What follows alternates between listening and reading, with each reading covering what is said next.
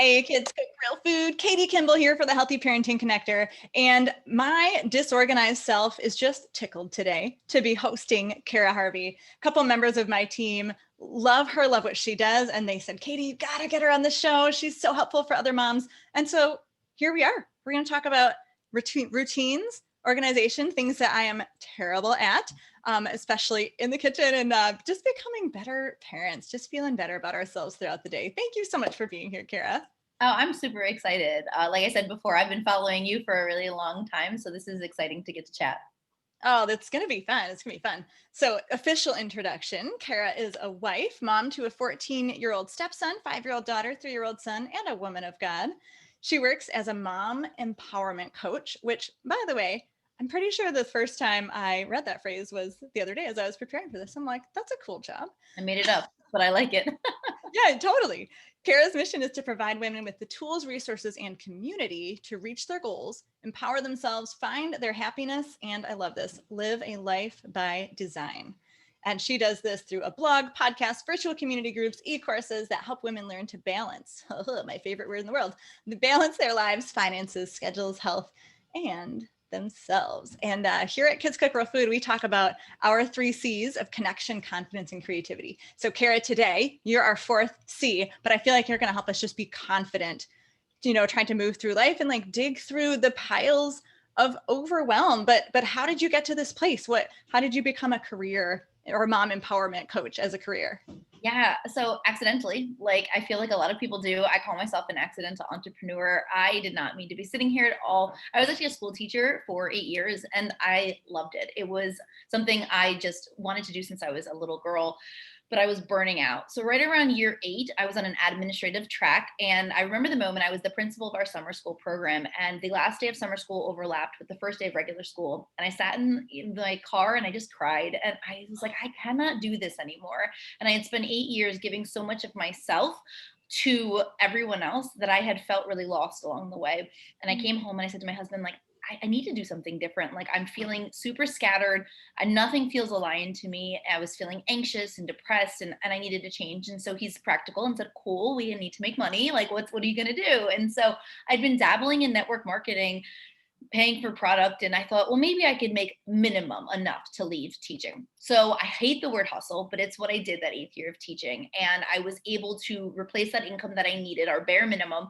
And I was full-time in network marketing for about 3 years, and on the outside it looked super successful, right? I had 250 people on a team, a 6-figure business. Like I was doing the thing. And on the inside, I was struggling because all of the things that burnt me out as a teacher, the inbox zero, the late nights, the feeling like I had to just be at everybody's beck and call, I had brought into my new business. And I was miserable. And then one night I was pregnant with my son, just about to have him, and I just felt this call to do something different. And I thought, at this point I've got 3 kids. People ask me all the time like how I manage my time, and I am someone who is thankfully like naturally productivity like works in my brain. And I thought, well, what if we can make this transition? And so I actually took the leap and like left this very successful business I had built in network marketing and started becoming this productivity mentor to moms. And now 4 years later, I am in love with it. I feel super aligned and I get to empower other moms to figure out a way to use what I call priority-based productivity, about what matters for you, for your family in your season of life. Not what we feel we need, not all of these things thrown at us and the hustle culture. It's really about taking like the shame out of not being productive enough and empowering yourself to figure out what makes sense for your family in the moment. And it fills my days. So I do this with my podcast, which is the Purpose Driven Mom Show, and my membership, and it's my full time, and I just adore it. I love it a lot. Wow, you had 2 huge job shifts in, if I was counting right, you said just 3 years? Yeah. Wow, It's been that's wild. big. It's been And wild. you don't feel burned out doing what you do now, which is impressive. I mean, that's like, project 1 right there, proof 1 that your system works, because working online is never ending, never ending. There's always something more to do. Yeah. And I think in the beginning when you're figuring it out and you're trying to find your secret sauce and like where you fit in, it can be exhausting because we think that the to-do list is going to end, right? In life, we just assume like, I'll just get done. But I think when you can wrap your brain around the fact that it's going to be imperfect, it's about intention, right? Not the perfection, and that it's not going to end. And you need to become just proactive about your life instead of this like reactive mode. That's when everything switched for me. When I started to realize like, I can make a great plan, but distractions are going to happen anyway. So why don't I plan for my distractions and my obstacles? And that switched everything for me because I started to realize that if I plan, not pessimistically, like, oh, everything's, the chicken little sky is falling type of a thing, but when I plan strategically, so when the obstacles hit, like, hello, pandemic or things like that, I'm able to pivot because that's what happens, right? As parents, I feel like we start our day with this, we're so excited, right? We're like, we've got this. And then at 9 a.m., the dog gets sick on the carpet, or a phone call takes 40 minutes that's supposed to take 15, or you forgot to pack lunch or whatever it is. And a lot of the women I work with will be like, I just get thrown off by 10 a.m. and I don't even know how to get back. And I think that's the key, is learning that how to get back when it's imperfect, that can allow you to not feel burnt out because you're not striving for perfection. You're striving for what matters in the moment. I'm starting to see why my team wanted you on the show. And I don't think it's actually for the audience, Cara. I'm pretty sure this is just an intervention that my team is sending my way. So we'll just keep going. We'll pretend we're doing this for other busy, stressed out moms. I'm pretty sure it's really just for me. So I think many of us struggle with routines, just like what you just said. So, but how can routines help, even in a world where we have to acknowledge distractions will happen? The to-do list never will end. But how do we get started without so much overwhelm? Yeah, and this is one of the most common things I see with the moms that I work with, is they're just overwhelmed because they're trying to do all of it. And it's probably one of the biggest mistakes I was making too, because we wear busy as a badge of honor, and we feel like if we have more stuff in our plan, then we're more successful. But secret, it doesn't mean you're actually doing more. It just means you have stuff written down. And I think when we can start to, instead of trying to do it all, figure out what matters the most for us and our families in our season, then you can create a really great strategic plan that isn't about overwhelm, that isn't about doing everything at once. And I use this example a lot because I feel like a lot of us have been there, but we call it the Monday mentality, where like you'll start a diet and be like, I'm gonna go work out for like 3 hours a day and I'm never gonna like sniff chocolate or look at a piece of bread or whatever, right? And by Wednesday, you're like, yeah, I'm gonna do this again on Monday. And how often does this happen in every single area of your life? Whether you have a goal of decluttering your house, or I'm working on a meal plan right now for my family, like whatever it is, we always go like all in because that's what we've been taught is successful. But I want to encourage people to ask themselves, like, how has that gone for you? Because that's not the most efficient way to create any sort of long-term success. It's actually the most efficient way to create burnout, overwhelm, and set yourself up to feel like a failure. And I think a lot of times people just assume if they're motivated enough, they'll do it, right? Like, I really want this. I really want to do it. So I'm just going to get started. We have to stop relying on our motivation and our willpower and start looking at our plan. Because here's the thing, and I notice this a lot with parents. There's these like memes that go around. It's like your why needs to be bigger than your excuses. And I think that's trash, honestly. Because if you were to tell any parent, like, why do you want to do whatever it is, right? If it's make healthier meals for your family or go after a personal goal, you can go and like bring that down, and somewhere inside is going to be because of my kids, right? Somewhere is going to be about me being a better mom or whatever it is. So when you're telling parents their why isn't strong enough, you're really living in this shame bubble of you don't care enough about this. And I think that's awful. I think that's the mentality that's been thrown at us. So instead of blaming our willpower, I want to encourage parents to make a plan for their routines, for their goals, and for their habits that gives a slow and steady approach and lets them see success. Because I think it's twofold. It allows them to feel confident, which we won't acknowledge, a lot of us don't acknowledge it, but I think our confidence takes lots of hits over the years of feeling like we're a failure, right? That like inner critic in our head, that nasty little voice, man, it's awful. It's so awful. And we need to build that up. We need to milk willpower and motivation are muscles, right? You need to build them, but then it also lets you see these tiny wins, which will then let you see the physical success. So I feel like I talked around the question a little bit, but I think part of it is just we've got to acknowledge the elephant in the room of you can, be as motivated as you want, but if you don't make a plan that makes sense for you in your season, you're going to set yourself up for absolute failure. And then you're going to feel awful. And then you're going to quit your goal. Then it's going to go on your resolution list for next year. Rinse and repeat. 5 years in, you're like, I'm a failure. I'm a loser. Whatever your voice sounds like, I can't do this. why bother trying? And so I just think it's important we talk about the fact that like, it's not you, it's not your willpower, it's just the plan. Sure. And so when we think about a routine, it sounds like you're saying step one is beware of the overdoing, right? Beware of trying to do it all at once. I love saying that you said slow and steady. And so we've got to make a plan. So let's use the kitchen as an example, right? How can we plan to succeed at our health and parenting goals? Yeah, and this is great. I'm actually working on a personal one, so I can share what I'm currently working on with my plan too. Oh, nice. So the first thing I think is really key is you need to understand your vision and where you want to go.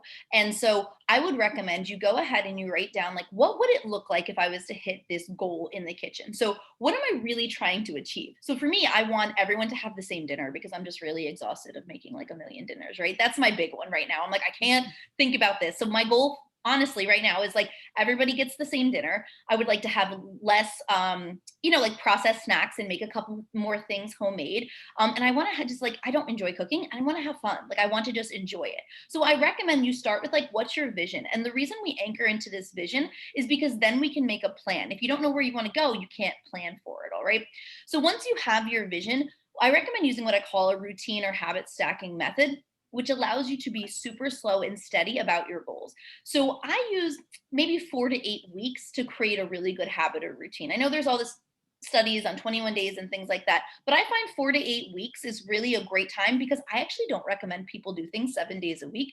I recommend 5 because when you set yourself up to do something every single day of the week, you're really setting yourself up for failure because you know that you're not going to do it 7 days a week. So why not instead set yourself up to do it 5 days a week? And if you do it 6 and 7, that's a bonus. But if you're unable to, if on Wednesday you're unable to hit whatever routine it is, you know you have buffer, right? This is that talking about planning for distractions to come up as parents. Like it doesn't make sense to say, I'm going to do it every single day.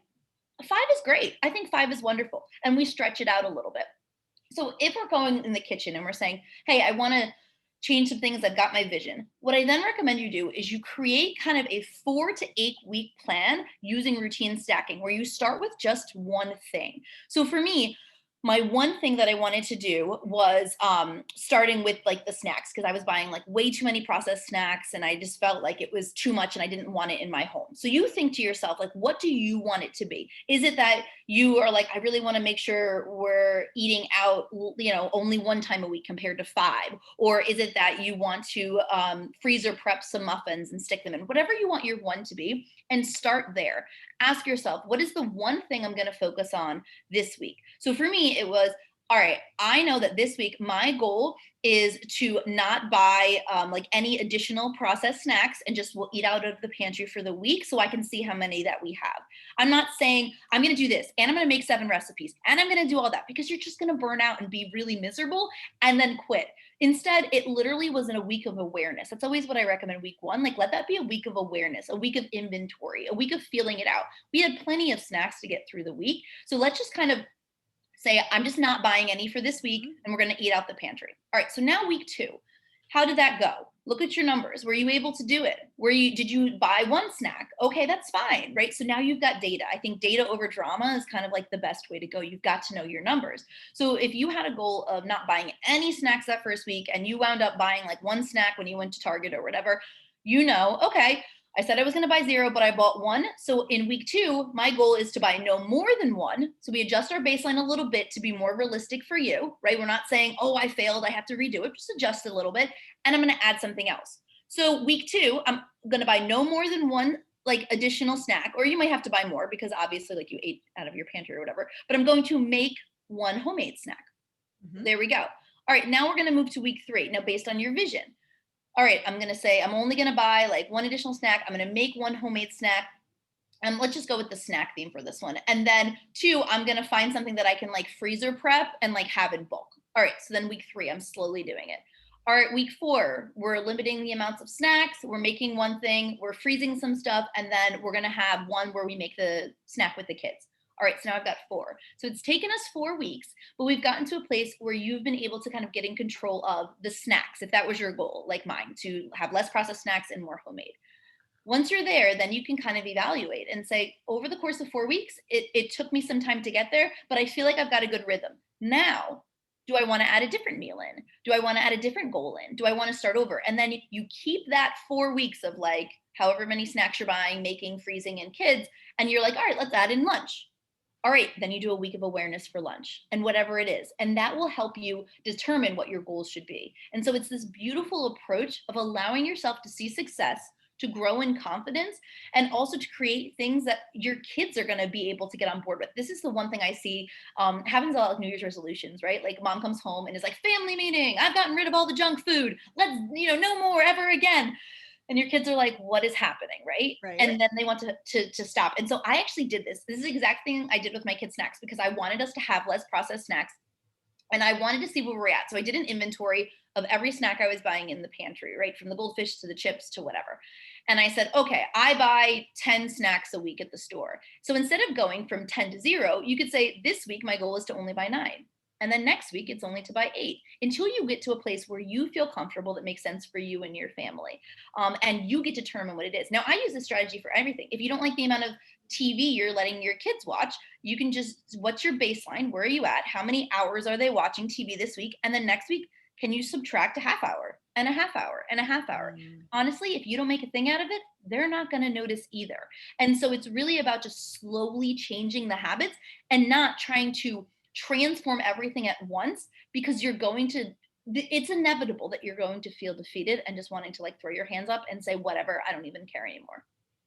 Gosh, that's such a beautiful approach. And when I started blogging at Kitchen Stewardship in 2009, I had that idea of awareness. I called it a mental mission because I know for myself, like I just need to think about things for a while and let them settle in. And so, yeah, I would publish on Wednesdays. All right, this is your mental mission. You're just going to think about next week's Monday mission. So how fun, like 1 week at a time. Mine, a little bit different because I didn't know about habit stacking back then. I had no idea. This is so great. And I love your goal of getting your family personally, like real life, to eat one meal. We call that Team One Meal here at Kids Cook Real Food. And it's life-changing. And that is what will come before you finding joy in cooking, because it's so hard to find joy in cooking, right? When you're making multiple feeling meals. like this short order cook. Like even we've been doing this. We started in June with this, was when I finally got fed up and was like, we need to fix something. And it feels so nice now. And no, are they eating no, but we're getting there. And I'm making sure they have something that they like on their plate and we're working on it. But my littles are 3 and 5, so we've got a time. It's not time to give up. I want to find that joy again. And I think when you look at your goals for your kitchen, your house, your home, yourself, beyond, ask yourself, like, what makes sense for me in this season? Like my sister just had a baby, like 4 months ago. So he was a newborn at one point, but her season of newborn life is very different than my season, where my kids are at camp right now. My oldest is almost 15. Like my life is very different than hers is. And I think that's what's really important is I might be saying this goal of like less processed snacks and making more baked goods. And you might be like, yeah, I'm just trying to figure out how we're going to eat anything. Right. Okay, well then ask yourself, again, that awareness week. That's why I really think it's important to do like a baseline, like time inventories. I'm huge on, people don't want to do them. People are always like, what should I do? And I'm always like, do a time inventory. And they're like, I don't want to do this. But it's essentially writing down all the things that are happening in your routine so you can really see how long something takes so that you can adjust accordingly. And in the kitchen, for example, this happened to me with my dishwasher. I always think you should load your dishwasher before you go to bed. I think it's the number one tip I give people, because then you wake up and you don't feel behind and it feels just like this nice thing. But I would complain about loading my dishwasher for like 20 minutes, like straight up 20 minutes, until I did a time inventory and I saw that it took me 6 minutes. And now that I know that it only takes me 6 minutes, I can like pep talk myself and say, Cara, this is not going to, and this, I really just talk to myself all day. I'm like, this is only going to take 6 minutes. Put on some good Spotify station. You get 2 songs and let's just do it. And I can force myself a little bit more into action because I've done the inventory and I really do know how long it is. So if you say, hey, I want to make, one snack, some muffins or whatever every single week for snacks, time how long that really takes. Because I think sometimes we'll be like, oh, it's going to take so long. And then the cleanup and then the prep. But if like, honestly, like I can make a quick batch of muffins and get it in the oven in 10 minutes or less. Mentally, I can talk myself through that. Mentally, I can be like, it's really not going to take that long and you can just get them done compared to the daunting task. But if you don't know where you're starting, then it can be really hard to make that actual plan. So I love this feel. I love this idea, I guess, of data, because I'm sort of a science geek and a numbers geek. But my disorganized self who like you don't even want to see my desk. I can't even keep track of like which pieces of paper have my multiple to-do lists on them. I need some practical, I guess, like what does this look like? What does a time inventory look like? And like when you were talking about getting your baseline and taking your week of awareness and setting these goals, I'm going, that is awesome and that is amazing. But by week 2.5, I would have forgotten what my goal was and where I wrote it. So help me out with help, not just me. Really, truly, Cara, we are talking to all the moms. Help all the moms out with the practical, what it looks like. Yeah. Sure. So when I say a time inventory, I actually recommend you do it 3 days max. I think you'll get enough data. And it literally is you can take a piece of paper, you can have the notepad of your phone, whatever you want to do. And what you're going to do is write down what you're doing and about how long it's taking and any other notes that you think are important, right? Like folding laundry, had to stop 3 times or whatever it is, just so you actually know. Now you can do this on your phone. It doesn't have to be perfect or pretty. You can literally tell your phone, like hit the button and say start timer and stop timer. And this is going to give you the data of knowing kind of what's happening. At the bottom of my paper, what I do actually is I have my common distractors. So I don't even write them. Email, Voxer, Facebook, Instagram, right? TikTok. I'll have them on the bottom. And every time I go to do one, I just tally mark it because I'm not going to be like 30 seconds scrolling, whatever. So I can really just get a gauge of how many times am I really opening my email, which is a lot, like more than I should be opening my email every day. What this is going to do is give you a really great baseline. Again, not to shame you and be like, you wasted all this time, but to say, okay, this is what's happening. So during this week of awareness, I think it's important to do this time inventory for a couple days just to gauge it, again, to get your time. The other thing that I think is really important is to track behaviors. And so this is just literally take a piece of paper, fold it like, hot dog style in 3s. And I want you to write down the tasks that you do and then any sort of obstacles that kind of come in your way when you're trying to do them so that you can figure out what's happening and be a detective about it. I'm huge about this. I have this phrase all the time, like, let's just be a detective about what's going on, because it really allows us to look at it from the outside and not just blame ourselves. And so, for example, if you were like to get a phone call from your mother, for example, and I know that this can happen often, I can get a call from my mom. I plan for like 5 minutes and it's like 30 minutes later, right?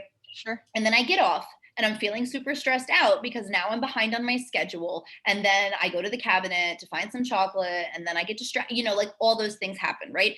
So part of this awareness is not only noticing these habits that you want to change, like, hey, I notice I eat chocolate. Like I've tracked every day I've talked to my mom. As soon as I get off the phone with her, I'm going to eat chocolate, right? And we call this the antecedent, right? Like what happens right before something. And when you know what's happening right before the behavior, that's when you can create a plan for next time and you can be proactive. So going back to the kitchen example, let's talk about making these muffins, right? Every time you're like, okay, I know I want to make these muffins and I've tried to make them like 3 times this week, but as soon as I get started, my kids need me and then I get super distracted and then I just quit because I just feel like I'll never have the time for this. All right. Yep. So we know that that's the distractor, right? Is like the kids, right? This is common, right? Our kids are going to distract us. But instead of throwing our hands in the air and being like, well, my kids are always around, I can never do it. Let's create a proactive plan around your obstacles. So I would encourage people during this like exploration week they're going to have, go ahead and say, all right, so I know that the kids always come in because I try to make the muffins at like 1 o'clock right after lunch, and they always ask me for a million things, and then I just don't wind up doing it.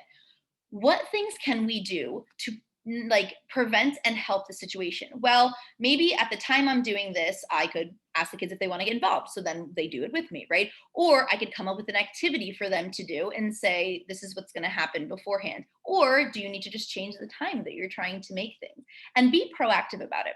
The other piece of proactivity is not just saying, what could I do if this happens? But it's also like creating this contingency plan. Like, but what if it still throws you off? I think that's where people are like, but I have these strategies, but what do I do when it still throws me off? Yeah. Well, then maybe you make a plan where you're like, I want to make the muffins on Sundays for the week. If it doesn't happen on Sunday, schedule out 30 minutes on Wednesday morning where you don't plan anything. And that's your muffin buffer time. And I call it thought catcher time. And it actually happened because my kids would like ask me for things. And I'm like, yeah, of course, I'll go to the store right now. Like I stopped caring about my plan. And I realized that it was really eliminating my own boundaries, and I was getting distracted. And so now I schedule 2 30-minute blocks of thought catcher time where I write nothing, Wednesday mornings and Friday afternoons. And then when I'm in the shower, things come up, a goal gets behind, whatever your goal is. I know that I've pre-planned out this blank space in my week, and I know that's when I'm going to do it, because I think that's when a lot of us get behind, is we jam, going back to jamming so much stuff in our calendars that we don't leave space for life to happen and for us needing to get behind. So proactively, you could come up with the strategies and say, this is what I'm going to do. I'm going to ask my partner for help, whatever. But what if it doesn't happen? Well, I'm going to leave 30 minutes on Wednesday mornings when everyone, or Saturday mornings when everyone's like slow moving, and I'm just going to bang these muffins out in case they don't happen.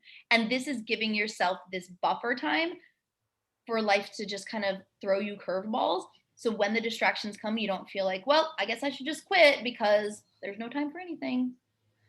Yeah, yeah. So you're using your muffin example because that's kind of your homemade snacks. Is prioritizing part of it? So you're like actively working on one goal at a time for the whole 4 weeks. And so then your 30-minute buffer, top priority for that is going to be whatever your priority goal is. Is this kind of part of the system? Yeah, so I actually teach a system called micro priorities, because I find that when we use general priorities, it's very easy for us to get thrown off our personal goals because everything goes back to our kids, right? Like, what's your top priority? It's my kids, right? Of course. And that's fine. So what I actually encourage people to do is write down like the main categories of your life. You're probably like 3 to 5 roles that you play, or areas you want to improve in, and write down for the next 3, 6, 9 weeks, like, what would if I could only accomplish one thing in each of these areas, what would it be? And create these micro priorities inside. Then you can create a customized plan. So you can say, okay, for June, for me, my theme, I theme each month, is meal planning and in the kitchen. That was my theme for June. So everything I did around taking courses and listening to podcasts and my goals all were around this. Now, it wasn't the only goal that I worked on, right?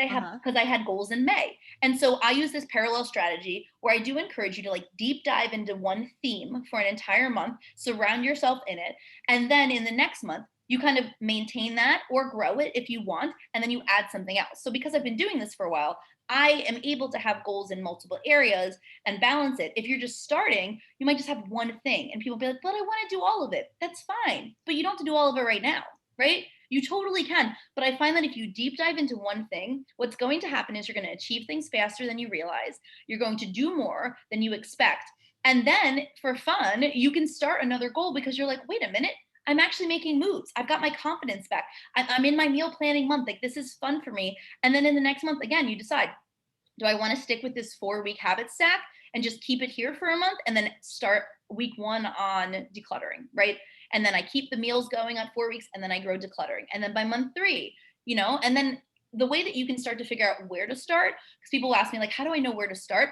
Look at the next couple months, write the months out, ask yourself, what events do you have going on? And then craft around your events. So for example, I run a summit every March. It's like the big thing we do. And so I tell my husband, listen, January, February, March, like, it's summit season, friend. Like, I'm not putting a lot of personal goals on my plan. Like, we're just working at this moment. Like, it is what it is, right? But because I know that's coming and my team knows that, in April, we all take a light month. We do it intentionally, and we plan for rest. I think you need to do that. You need to plan for months where you're not doing a lot. So if it's the summer and you have tons of things you want to work on, ask what makes the most sense. Do you want to just have a goal of family time for 1 month? Or when it's getting to back to school season and you're like, I want to do, maybe that's when you want to do meal planning, because then you could do a whole bunch of freezer meals because activities are going to start and it's going to get busy. Or when you get closer to the holidays, maybe you're hosting the holidays. So you're like, you know what, in October is when I'm going to work on my deep cleaning. So I can actually just enjoy the holidays instead. But this goes back to what I said in the beginning about vision. If you don't look at where you want to go, then you're just literally picking random goals that make sense for you, but might not make sense for your season. So if you're like, hey, this is what's going on in the next couple months, I can prioritize these micro priorities, like where they go. And it's not about saying, I'm never going to achieve them. It's not about quitting on yourself. It's about saying, I'm going to do this in a season of my life that makes the most sense for me so I can set myself up for success. I'm not giving up. It's just not right now. And I think when we release that pressure of feeling we have to accomplish everything right away and hustle culture and all that, we can breathe. And that's how we find alignment. Like, that's where the alignment piece comes in, because you're like, this feels good for my season. And I'm not going to shame myself or feel guilty or feel bad because someone else is doing something different. Like, this is my race to run. Sure. And I mean, you just mentioned people feeling guilty that they were putting goals off. How about the people who aren't making goals at all? Katie raises her hand and are just reacting, which, you know, you kind of started this interview with talking about being reactive instead of proactive. I think a lot of us are just reacting all day long. It's just what's urgent. Oh my goodness, what am I late on? What did I already drop Yeah. because I didn't have a good plan? And let's kind of dial this in right for my community, because I know a lot of parents out there, one of their desires, one of their goals in life is to teach their kids life skills. We find that's the top chosen reason that people join our membership, that people join our Kids Cook Real Food e-course, is they want their kids to have these life skills. But there's also a lot of anxiety about getting started, getting kids in the kitchen. They're going to be messy. They're going to be slow. You know, I don't really know where to start. So can you sort of specifically tackle that situation for our audience? Yeah, let's do it. So we can break it down into a routine stack pretty easily, I Awesome. think, because um, when you're teaching skills to kids, you have to go slow and steady, right? Like you cannot Yeah. throw a whole bunch at them. Well, we do, right? Like pot calling kettle black here, right? Like we do. We like throw it at them and then we're like, why aren't they getting it? Like, shouldn't they just know how to do this? And we're like, no, they need to learn. And as an adult who never learned how to cook, I'm going to tell you, you've got to teach them how to do it because it's not something you're born with. You have to learn it and you have to be willing to get messy with it. And so I would even say to go through and start with maybe like a 4-week plan of skills, for example. Like I know you have like a knife skills thing or like something like that, right? Say we start there, right? And you're like, all right, this is where I want my kid to start with safety. That's probably the biggest, like, I would say maybe, I don't know, you tell me, like safety and like mess and time are probably like the 3 things that like people probably are like, yeah, like let's. Yeah, safety. Yeah, I think those are the big concerns, if that's what you mean. Sure. Yeah.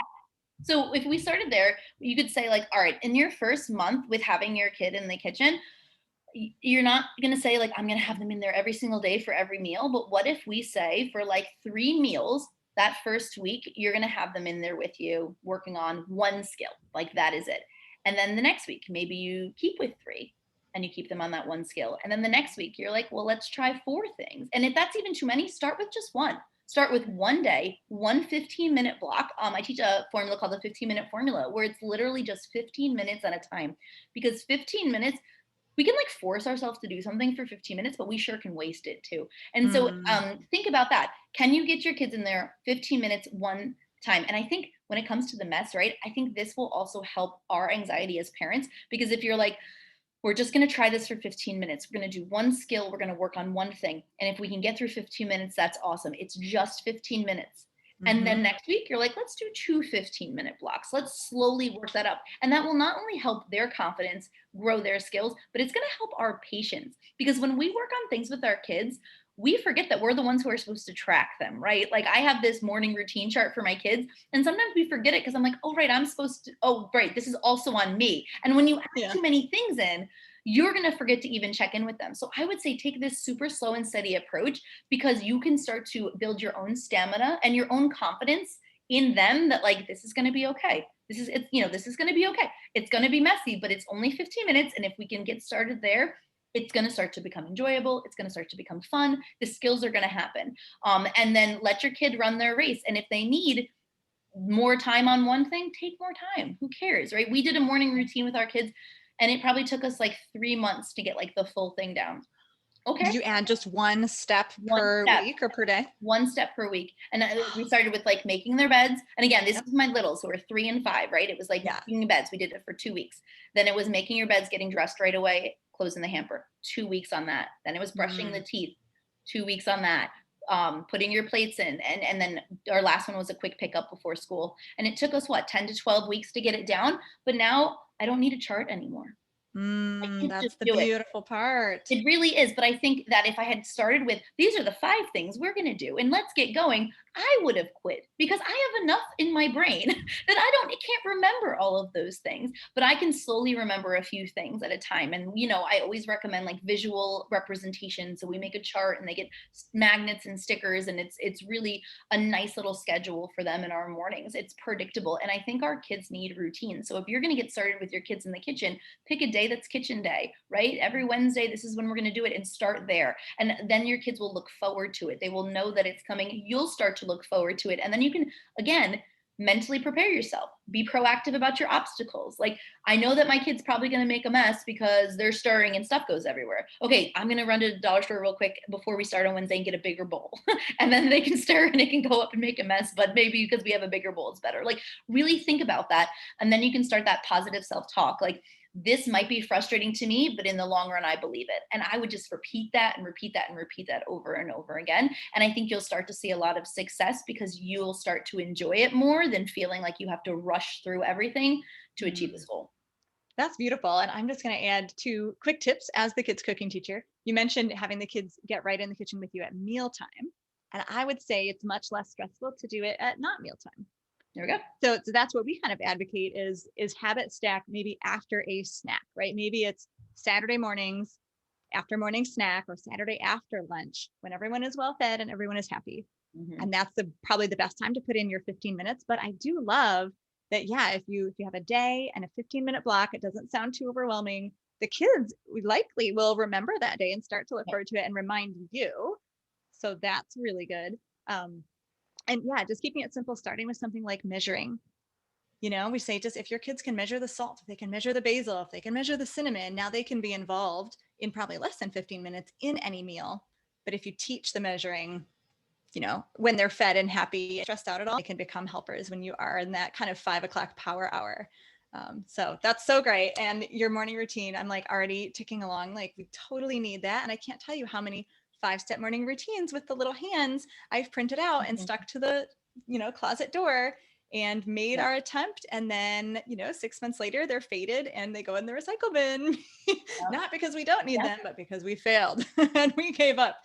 So I'm super excited about your whole process and your whole method. And it's been awesome. It's been awesome I think for our community to hear specifically in the kitchen, right? These are steps that you can take to make habits stick and to make your goals work, starting, of course, with setting those goals. Hint, hint, PS, talking to myself there. But I love to leave parents with like a super practical step they can accomplish right away. You talk about quick wins too. So what would be like the one quick win that you would want to leave the audience with today? Yeah, I think it's going to be that you should schedule that 30 minutes of nothing into your schedule. I think if you have that, you're going to start to feel a lot better about life when it throws you off course. And if you don't need it, then enjoy your coffee hot or something. Read a book. I don't know. Enjoy that. Okay. Time. Devil's advocate here, also realist. What if you don't have a schedule already? Yeah. I mean, I have a schedule for work-ish. Mm-hmm. But I'm not a time person. Yeah. Out. Sure. Yep. So I'm big on time blocking. I used to be an hourly scheduler until I had kids and learned that they don't care about my time. And so time blocking is my jam. And so what I would recommend you do is maybe start with like making one time block that is for your goals, and just one. You don't need to do it every day. Just pick one day a week where you're going to set aside a certain amount of time, and that's just goal work time. One day a week, start there. And then that's it. And then the rest of the day can be whatever. The rest of the week can be whatever. It's not the pressure to do it all perfect right away. And then next week, if you want to add in a second block, or if you want to extend that block, go ahead and extend it, and then start to customize. And I think that will slowly allow you to have, the thing I love about time blocking is its urgency, but flexibility all at the same time. And it really just lets you grow where you want to grow and have freedom where you want to have freedom. But if we don't have any sort of urgency in our schedule, that is when personal goals will not happen, because we will not schedule them in. So I actually recommend 3 things that moms put on their schedule every single day. And that's 15 minutes for a goal, 15 minutes for one routine or habit, and 15 minutes for learning and growth, which could be learning a skill, taking a course, reading a book, whatever you want it to be. It's just 45 minutes in your day. So if you can start with those 15-minute chunks, I think you'll start to empower yourself to know that you can create a little bit more structure in your day, because, not because you have to, but because if you don't, it's not very likely that you're going to schedule time in for your goals. Got it. Oh man. I mean, this is so solid. And again, I'm thinking the weakness is we forget. And the best way I think to not forget some of these strategies, all these strategies you've talked about today, is to just regularly follow Cara Harvey. So what should people do to keep in touch with you? Yeah, come hang out. Instagram is my favorite. I'm over at A Purpose Driven Mom, or you can come listen to my podcast, which is called The Purpose Driven Mom Show, wherever you podcast. Those are the best places. And that might be a great way to use your 15 minutes of learning time, right? Yep. Our Monday episodes are 15 minutes or less on purpose. Aren't you wise? Well, thank you so very much, Cara, for scheduling in time with me today. I hope that we appropriately filled in our block and didn't spill over. And maybe you have even a few extra minutes to drink your coffee hot here. So thank you again. Loved seeing you. Healthy Parenting Connector listeners, we will be back again next week with another expert to help you build the skills you need to raise healthy, independent adults. I'm Katie Kimball for Kids Cook Real Food.